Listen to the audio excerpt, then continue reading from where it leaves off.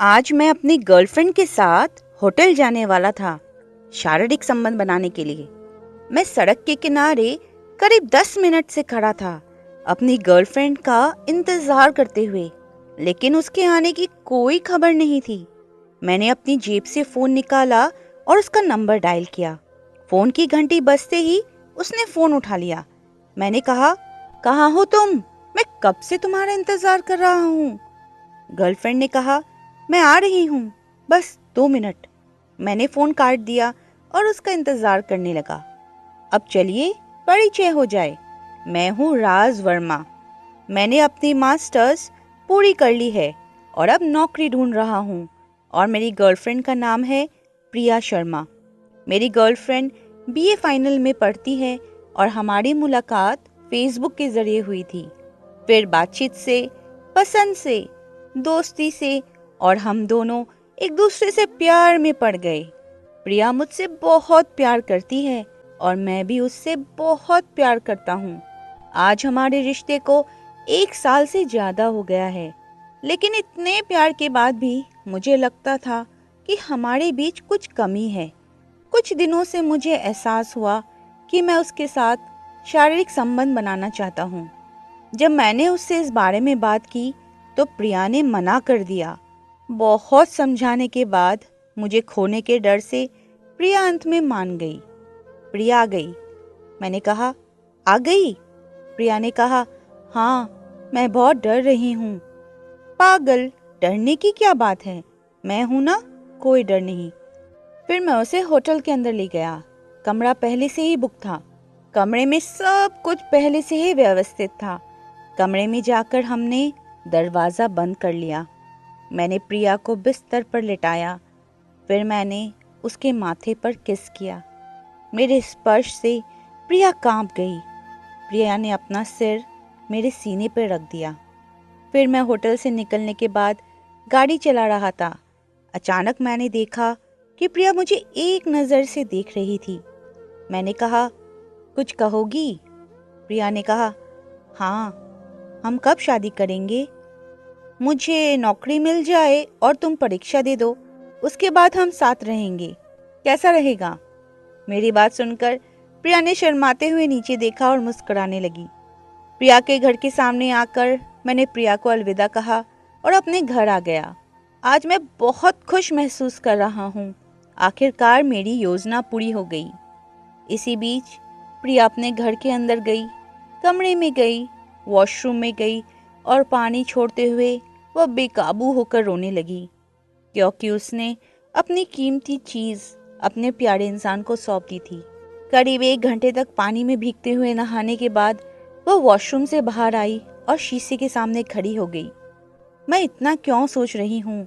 राज मुझसे शादी करेगा, उसे ये सब करने का अधिकार है, तो मैं ये सब क्यों सोच रही हूँ? छोड़ो, मैं अब इसके बारे में नहीं सोचूंगी। प्रिया शीशे के सामने खड़ी होकर ये सब सोच रही थी। अचानक राज को याद करके वह शर्म से पूरी तरह लाल हो गई। अचानक बाहर से दरवाजे की दस्तक की आवाज सुनकर वह चौंक गई। बाहर कौन है? प्रिया, अम्मा तुम्हें नीचे खाने के लिए बुला रही है। प्रिया ने खुद को संभाला और कहा, आ रही हूँ, तुम जाओ। प्रिया ने राज को फोन किया। पहली बार उठाया नहीं, दोबारा फोन करते ही उसने उठा लिया। घर पहुंच गए? हाँ, मैं घर आ गया हूँ। क्या कर रही हो? मैं वॉशरूम से बाहर आई हूँ। तुम क्या कर रहे हो? अगर मैं वहां होता तो मैं तुम्हें गले लगाकर प्यार करता। जाओ शरारती, हमेशा प्यार के अलावा कुछ नहीं।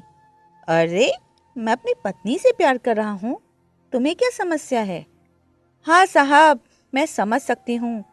तुम्हारी सास मुझे नीचे बुला रही है, शायद खाने के लिए बुला रही है।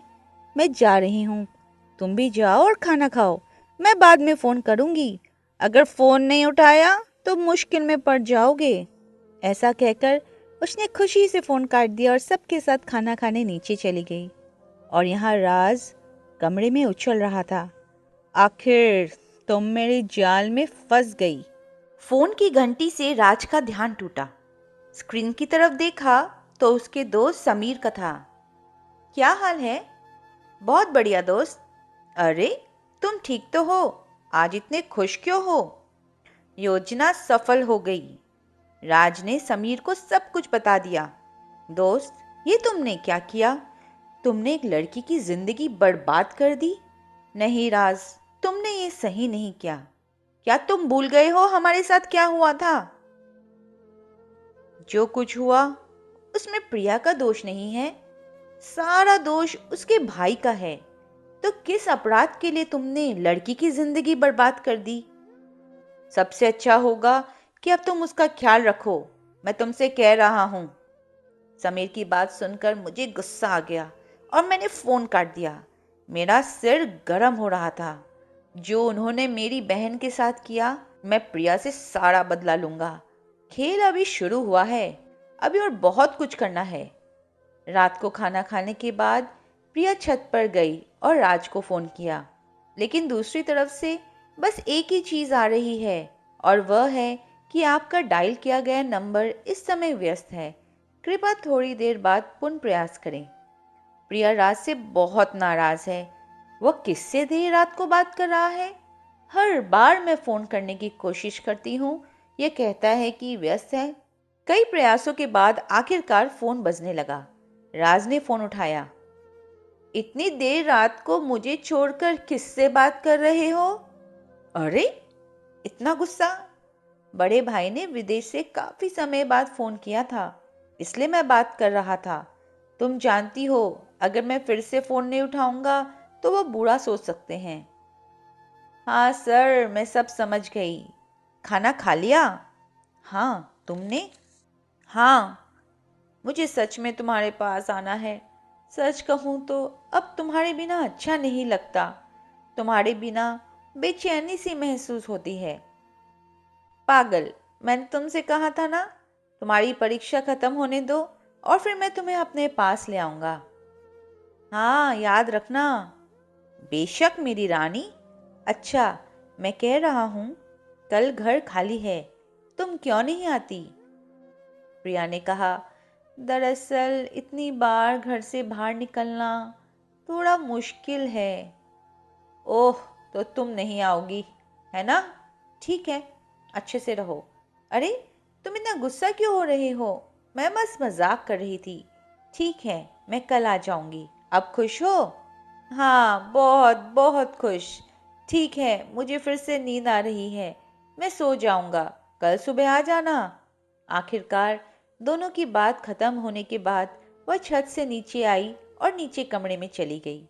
रात बीत गई और सुबह हो गई। रात सुबह जल्दी उठ गया। घर में सब लोग बाजार चले गए। रात सोच रहा था कि इस मौके में मेरा काम हो जाएगा।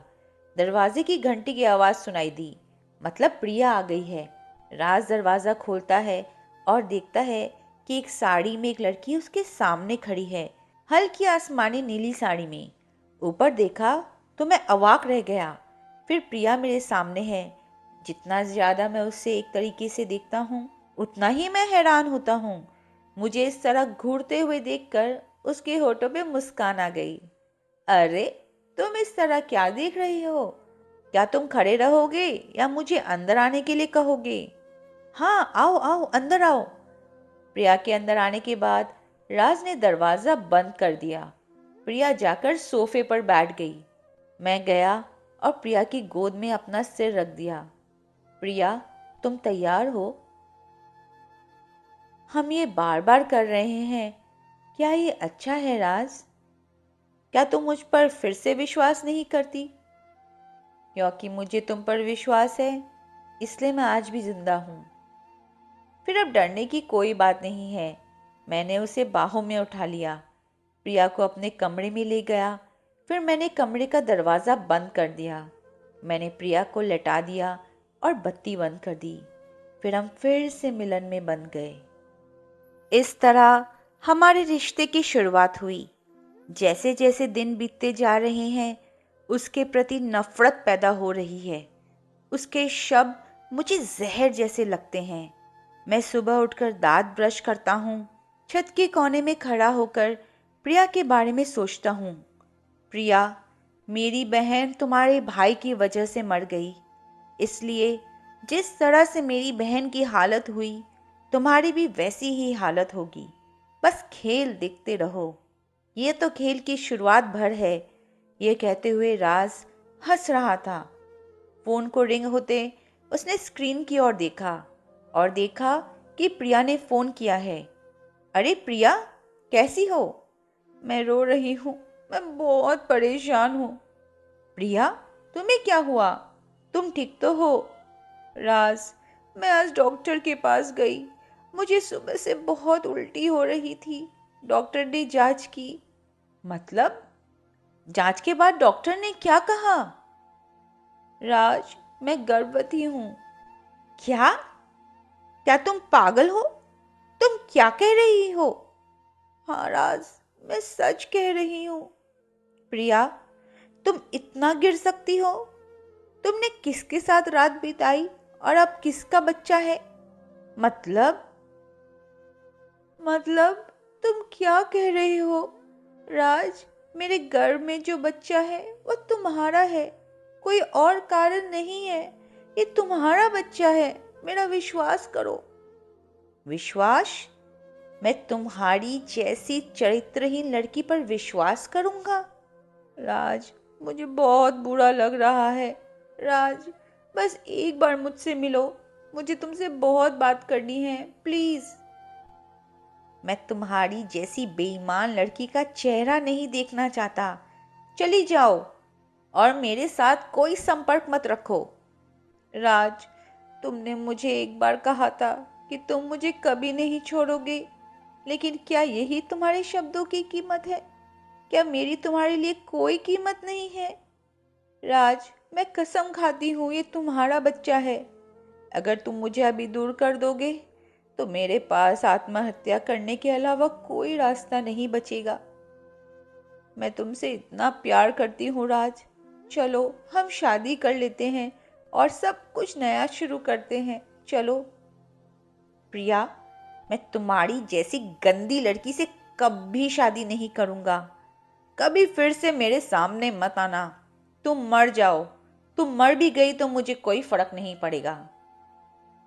उफ राज, उफ। मुझे नहीं पता था कि एक इंसान इतना क्रूर हो सकता है।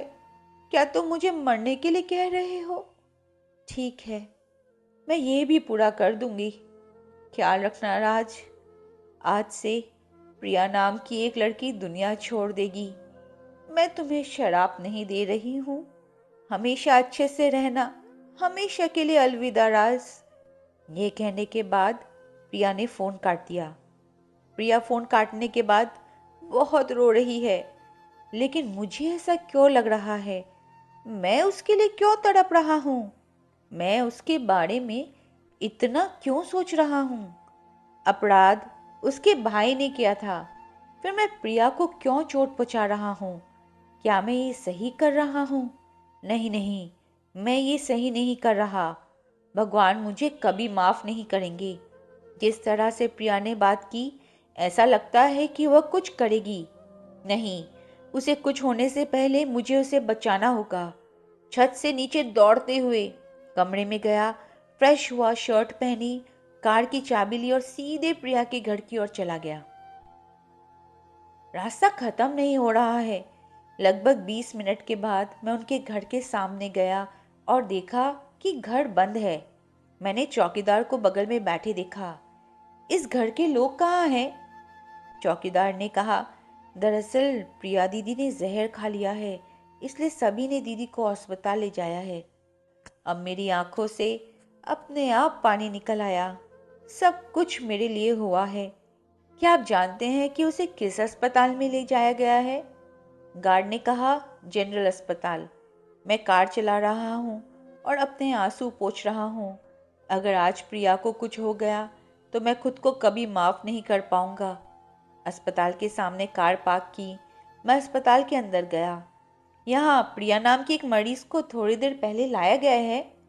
क्या आप बता सकते हैं कि वह किस कमरे में है?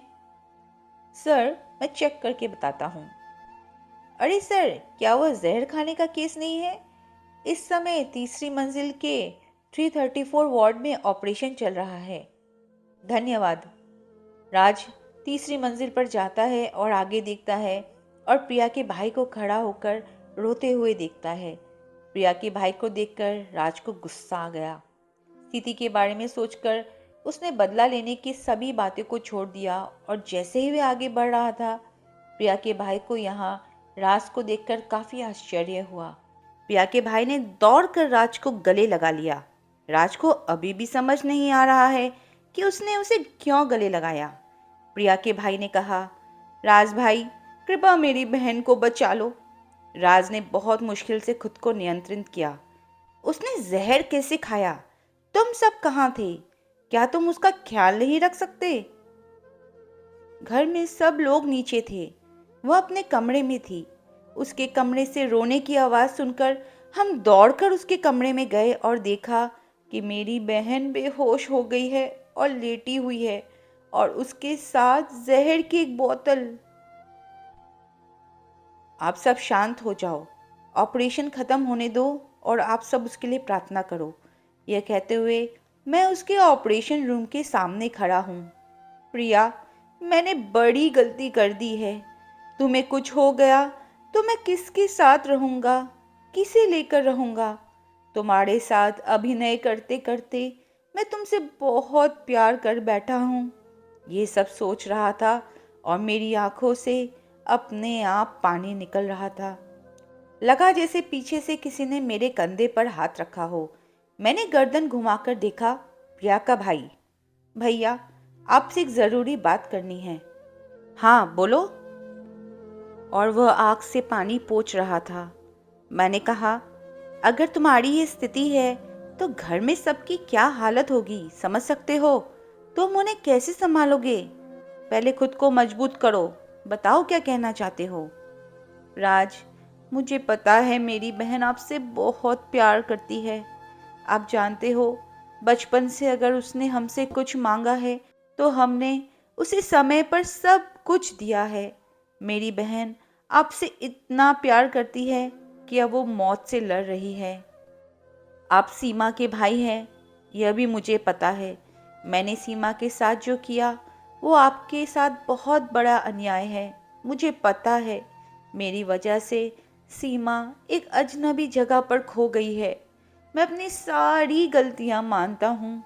मुझे जो सज़ा देनी है दे दीजिए, पर हाथ जोड़कर गुजारिश करता हूँ, आप मेरी बहन को अपने साथ रखिए। मुझे और कुछ नहीं चाहिए। मेरे साथ जो चाहे करिए, पर मेरी बहन को दुख मत दीजिए। तुम्हारी बातें सुनकर मैं सब समझ गया हूँ। ठीक है, वैसे भी मैं अपनी गलती समझ गया हूँ।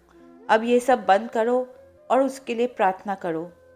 कुछ देर बात करने के बाद ऑपरेशन खत्म हुआ। प्रिया का भाई डॉक्टर के बाहर आते ही पूछने लगा, प्रिया कैसी है डॉक्टर? ऐसे मरीज तो मर जाते हैं अगर देर हो जाए, लेकिन भगवान की कृपा से ऐसा कुछ नहीं हुआ। Thank you doctor. डॉक्टर के जाने के बाद करीब 1 घंटे बाद प्रिया को कैबिन में शिफ्ट कर दिया गया। अचानक एक नर्स बाहर आई। यहाँ प्रिया के लिए कौन है? हाँ, मैं और उसका भाई। आपके मरीज को होश आ गया है और वो होश में आते ही बार बार राज का नाम ले रही है। मैं राज हूँ, तो आप एक बार मेरे साथ आइए। राज के अंदर जाने के बाद नर्स बाहर चली गई। राज ने प्रिया को देखा तो उसकी आंखों में आंसू आ गए। एक दिन में लड़की का चेहरा कैसा हो गया है। राज प्रिया के पास बैठ गया। प्रिया। राज की आवाज़ सुनकर प्रिया धीरे धीरे आंखें खोलती है और देखती है कि राज उसके सामने बैठा है। राज को देखकर प्रिया रोने लगी। राज ने प्रिया के आंसू पोंछे। जब प्रिया उठने की कोशिश करने लगी तो राज ने मना कर दिया। फिर प्रिया की तरफ झुककर उसने प्यार से उसके माथे को सहलाया। राज, तुम मुझे फिर से नहीं छोड़ोगे ना? प्रिया ने बहुत धीरे से कहा। हमारे बच्चे की कसम, मैं कहीं नहीं जाऊंगा। अच्छा, हमारा बच्चा ठीक है ना? राज के शब्द सुनकर प्रिया शर्म से लाल हो गई। प्रिया ने राज को अपने पास बुलाया। फिर प्रिया ने राज के कान में फुसफुसाकर कहा, हमारा बच्चा बिल्कुल ठीक है। अच्छा, हम कल शादी करेंगे, वरना ये सब अच्छा नहीं लगता। इससे पहले कि राज कुछ कह पाता, दरवाजे में आते हुए प्रिया के भाई ने कहा, मैंने सब इंतजाम कर लिया है, तुम लोग चिंता मत करो। प्रिया ने दरवाजे की तरफ देखा और अपने भाई को देखा। भाई की बात सुनकर प्रिया ने शर्म से मुंह फेर लिया। बहन, अब कैसा महसूस कर रही हो? भैया, अब ठीक हूँ। तुम जानती हो, तुमने सबका बुरा हाल कर दिया था। तुम राज के साथ रहो, मैं डॉक्टर से बात करके आता हूँ। भाई केबिन से बाहर चला गया। मुझे 2 दिन और अस्पताल में प्रिया के साथ रहना पड़ा। वो मुझे जाने ही नहीं दे रही थी। आज अस्पताल से छुट्टी मिल गई। फिर प्रिया को उसके भाई ने कार में बिठाकर घर ले गया। इस बीच कुछ दिनों के बाद मेरे दोस्त मुझे एक कमरे में ले गए और मुझे पंजाबी पहनाई। एक शब्द में कहूँ तो उन्होंने मुझे दूल्हे की तरह तैयार कर दिया। ये सब क्या हो रहा है? तुम लोगों ने मुझे ये सब क्यों पहनाया? राज, अब चुप रहो, सब कुछ समय पर देख लोगे। 20 मिनट बाद मेरे दोस्त मुझे कमरे से बाहर ले गए। कमरे से बाहर जाकर मैं सच में हैरान रह गया, क्योंकि कमरे के बाहर मुझे प्रिया का भाई और सभी लोग दिखाई दिए, जिसमें मम्मी पापा भी थे। सब मुझे हैरानी से घूर रहे थे। अचानक मेरी नजर गई। एक लड़की शादी के कपड़े में सोफे पर बैठी थी, लेकिन उसने इतना बड़ा घूंघट लिया हुआ है कि घूंघट की वजह से कुछ दिख नहीं रहा। मैंने बहुत कोशिश की, लेकिन मुझे कुछ नहीं दिखा। यह प्रिया है या कोई और? अरे, मैं ये सब क्या सोच रहा हूँ? कोई और क्यों होगी? प्रिया ही होगी। मुझे उसके बगल में बैठने के लिए कहा गया। समय पर काजी साहब आए और शादी करवा दी। मैं तो बस एक मूर्ख की तरह मुंह खोलकर देख रहा था। आखिरकार हमारी शादी पूरे नियम कायदे से हो गई। फिर प्रिया को लेकर मैं अपने घर के लिए निकल पड़ा। घर पहुंचने के बाद मैं अपने दोस्तों के साथ था और मेरी भाभी, मेरी बहन, सबने प्रिया को मेरे कमरे में ले गए। उनके साथ बातें करते करते देर हो गई। समय का ध्यान ही नहीं रहा। फोन की स्क्रीन पर देखता हूँ तो रात के 1 बजने वाले हैं। दोस्तों को अलविदा कहकर मैं दरवाजे के सामने खड़ा हूँ। डर भी लग रहा है। मैं धीरे से अंदर गया।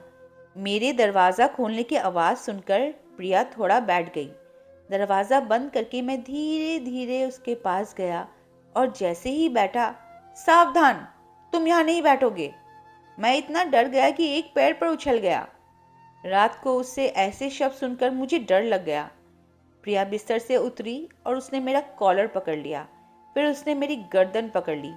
छोड़ो, दर्द हो रहा है, मैं मर जाऊंगा। मैं तब से बैठी हूँ और अब तुम्हें समय मिला? बहुत देर हो गई, जाओ, आज तुम नीचे सोओगे। प्रिया, यह तुम मेरे साथ नहीं सो सकते। बातें सुनकर मुझे गुस्सा आ गया। गुस्से में मैं तकिया और कंबल लेकर चला गया। फिर दूसरी तरफ मुड़कर मैं सोफे पर लेट गया। कोई आवाज नहीं सुनकर मैं मुड़ता देखता हूँ कि प्रिया सो रही है। मैं भी सोने का नाटक कर रहा हूँ। अचानक मैंने देखा कि उसने बिस्तर छोड़ दिया और मेरे सामने आकर मेरे पास लेट गई। मैं ऐसा हूँ जैसे मुझे लग रहा है कि मैं सो रहा हूँ। मैं सोने का नाटक कर रहा हूँ। प्रिया ने मेरे होठों को छुआ। तुरंत मैंने अपनी आंखें खोल दी। मुझे जागा देखकर प्रिया शर्मिंदा हो गई। अरे मैडम, आज भी आप मुझे सुला नहीं पाई। मैंने जरा सी बात क्या कही, आप तुरंत आ गई। वह मुस्कुराई। क्यों नहीं आती? मैं तुम्हारी पत्नी हूँ। तुम्हारी बात पर मैं ही ध्यान नहीं दूंगी तो कौन देगा? मैंने मजाक में कहा। तो चलो अब बिस्तर पर चलते हैं। वह धीरे से बोली, नहीं, आज मैं तुम्हारी छाती पर सिर रखकर सोऊंगी, बस यहीं आराम मिलेगा। यह कहकर उसने मुझे प्यार से अपनी बाहों में भर लिया। उसके स्पर्श में एक अजीब सी शांति थी, जैसे पूरे दिन की थकान गायब हो गई हो। प्रिय दर्शकों, आपको ये कहानी कैसी लगी?